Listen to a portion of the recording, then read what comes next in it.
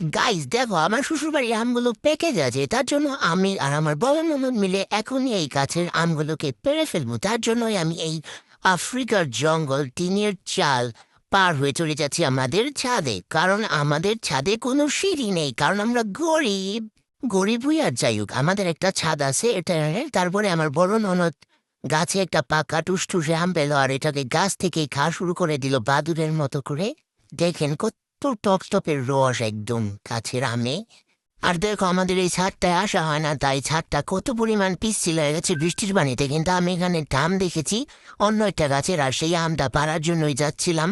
তারপর আর কি গাইস, আমরা গাছের সব আমগুলো এক এক করে পেরে নিয়েছি। আর গাছ পাকা টুসটুসে আম পাড়তে কার ভালো না লাগে বলো? সবারই কিন্তু ভালো লাগবে।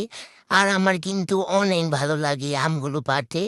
এত কষ্ট করে সিঁড়ি ছাড়া ছাদে আসলাম আম পাড়ার জন্য, আর আমগুলাকে কি রেখে যাবো বাদুরের জন্য? না গাইস, আমগুলাকে পেরে তারপরে নিচে নিয়ে যাব। যাই হোক, সন্ধ্যা হয়ে গেছে, এখন আম পাড়াও শেষ, আর এই আমগুলোকে নিয়ে আমরা নিচে চলে যাব। এই গাছ থেকে আম পাড়তে তোমাদের কাদের কাদের ভালো লাগে তারা আমাকে কমেন্টে জানাবে। আর এখন আমরা এই যে আফ্রিকার জঙ্গল আবারও পার হয়ে নিচে চলে যাব, সন্ধ্যা হয়ে গেছে।